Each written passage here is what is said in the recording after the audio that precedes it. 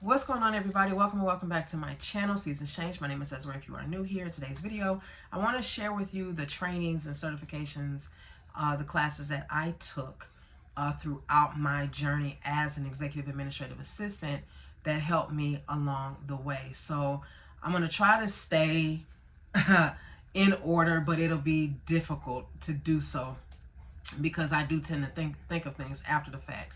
So one of the things the very first thing that I remember learning, and I didn't recognize this until like a few months ago. One of the things that I remember learning as it relates to me becoming an executive administrative assistant, and a lot of people have not even thought about this, but it hit me a couple of weeks ago. I learned customer service skills when I was at home as a child growing up.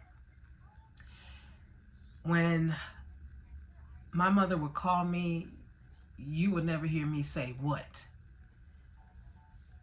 You would hear me say yes. My mother was never really one of those people that said that we had to say yes ma'am, no ma'am, but you had to say yes, here I come.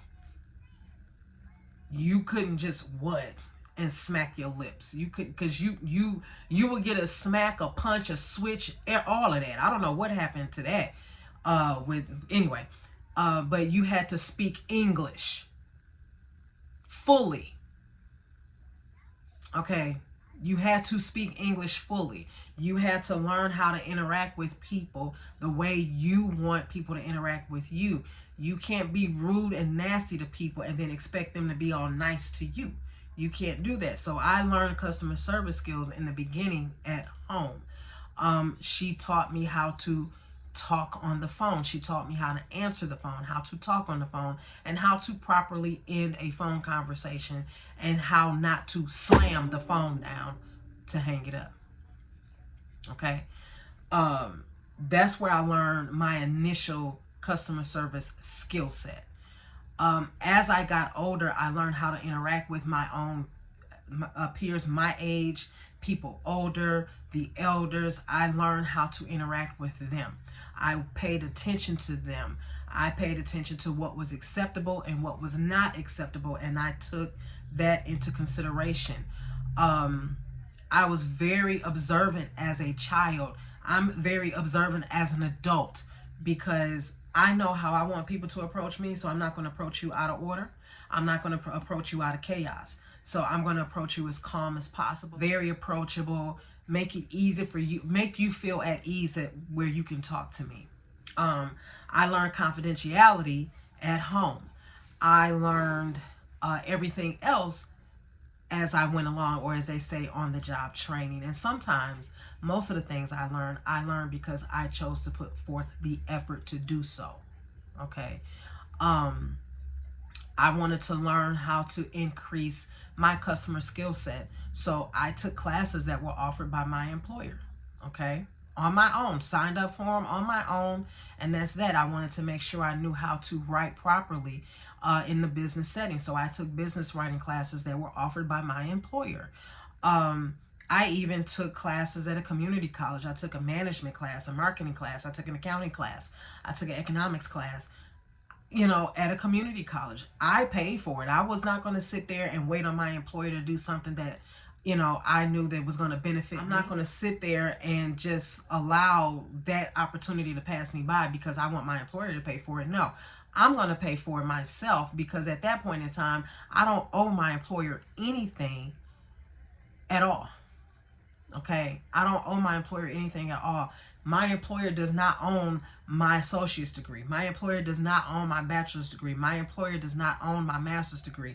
My employer does not own my EMT license. My employer does not own my notary public certification. My employer does not own any of that. I do. I own it because I paid for it.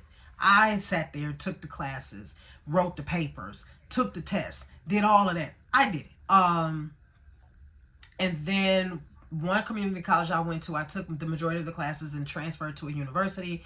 And I ended up getting an Associate's of Business Administration with a concentration in health claims, insurance management, aka medical billing. And I continued to go from there. When I started working for my current employer, I took more classes that my employer offered. I took computer classes. Word, Access. We don't even use Access no more, but that's how far back I go. Word, Access, PowerPoint, Excel spreadsheet. I think at one point I took a SQL class. I don't know why I took a SQL class, because that computer background stuff, y'all can have that. I took as many classes as I could take. I took classes on FMLA leave. I took classes, we called it a department coordinator. And a department coordinator, which they don't do this anymore, but the department coordinator was an individual that oversaw that had the responsibility to ensure that every employee within their department completed an evaluation every single year, that they had to go through the steps of their evaluation, or what they've been calling lately the process improvement. So I was a department coordinator for that. I still got the certificate for that. Anger management, conflict resolution. I became a customer service facilitator. I had to go through the facilitator training to become a customer service facilitator. And once I became a customer service facilitator, I was responsible for the customer service training within my department. The problem was I can only do that with a certain group of people, because with the job that the department that I'm assigned to, ain't no way in the world I'm gonna get all these other people. But I was the first one, and then not even 6 months after that, they got rid of the customer service facilitating trainer program because of unions. Because of unions, period. Unions, there were some unions that we had that didn't think that it was important for their dues paying members to treat citizens with respect. And so that training went out the door, but I still got it, okay? I went back to school to get my bachelor's degree. I got a Bachelor of Applied Science degree in Organizational Leadership, Master of Arts degree, also in Organizational Leadership with a concentration in Human Resources. I also took an Administrative Assistant Curriculum Certification program that was offered through my employer. It was a 16-week program where you had to take classes every week. A business writing class, communication skills, leadership building, all type of things. You had to take these classes, and then at the end of each class there was a test. And then on the second to the last day of class, there was like an overall exam, and if you passed it, you passed it. You got that designation. So I have that. And then I think a couple of years later, I went back and took the Human Resources Generalist Certification program, passed that. So I do have my HR Generalist certification with this particular organization within the state. And I use that to my advantage in my day-to-day job now. I also, at one point, I was a member of the International Association of Administrative Professionals, IAAP, and I earned my Certified Administrative Professional designation, or CAP, C-A-P. I got that back in 2019 originally, and I let it go November 30th, 2025. I'm looking at my certificate because my certificate expired November 30th, 2025. I chose not to renew it, but I had that CAP designation. I have certification as a Master Events Planner from IAAP as well. I have certification in Human Resources from IAAP as well. That program, or that organization, also you can get a certification in business writing, records management. You can do all of that should you choose to. Right now I'm looking into doing project management. I would love to do it. It's being offered through my employer. I just don't know when they're going to offer it this year. The only problem that I have is that you have to have a project in mind for your department that you are willing to take ownership of and run it all the way through and see it all the way through. And because where I work is male dominated, that would never happen. Okay, I shouldn't say it would never happen, but as of right now, that will not happen. And I could do it, but it would be based on where I work right now, and that is still an issue because of the fact I treat our records like it is a social security number. I don't want nobody getting access to none of that. I shouldn't say social security number only, but like social security number, medical records. What I don't want nobody getting their hands on it. So it's kind of difficult to develop a project around records management. It may not be that difficult. I just don't think that I've taken enough time to really think it through. Okay. But those are the various trainings and certifications that I have taken and acquired to get to where I am. Other than my own drive to want to know things, to learn things, how to do this, how to do that, how to better myself, to make sure that I put myself in position for, you know, a bigger promotion, a bigger raise, whatever the case may be. I never thought that I would be making the money that I'm making now when I first started. When I first started, y'all, I was making, when I first started with my employer, I was making $8 and I think 16 cents an hour. I made a little under $16,000 when I first started working for my current employer. I am over 60,000 right now. That's a long time. 27 years is a long time to get to surpass over 60,000. But at the end of the day, this job has sustained me through pay cuts, years of pay cuts, health insurance increases, years of health insurance increases. Through the time where we were spending here in the Midwest anywhere from $4 to $5 a gallon worth of gas, it has sustained me. Have I always been careful with my money? Absolutely not. But for the last, what, 9 years, almost 10 years, I have been very careful with my money. I mean, I've done some stupid stuff since, in between those 9 years. Come on, we all have.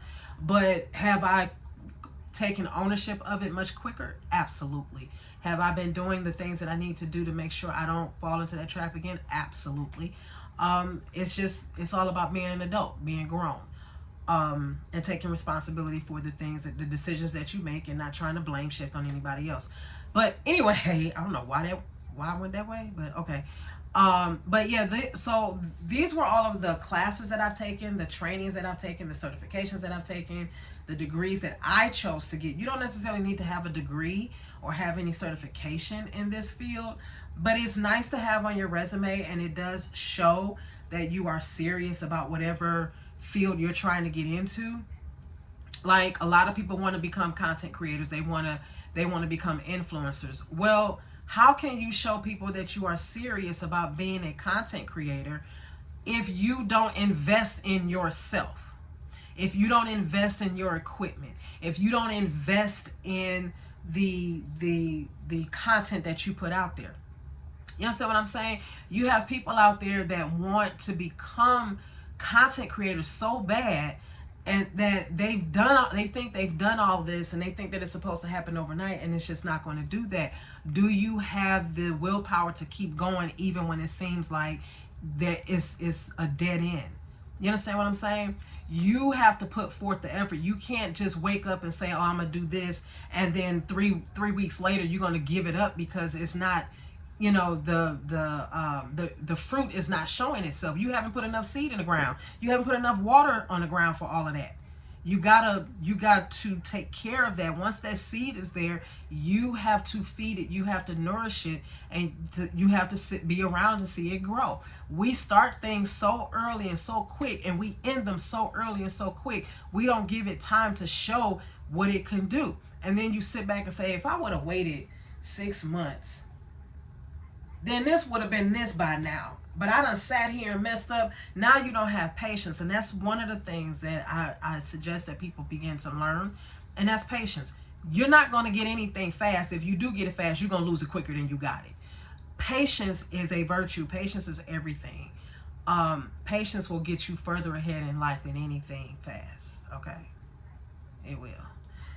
With that, y'all, that is it. I think I've touched on everything, but if you have any questions as it relates to the administrative profession, how I knew it was my calling, I think I answered that part already in the other video, but if you want me to expound more on that, just put it down below. With that, you all, I'll see you in another video. You take care. Bye.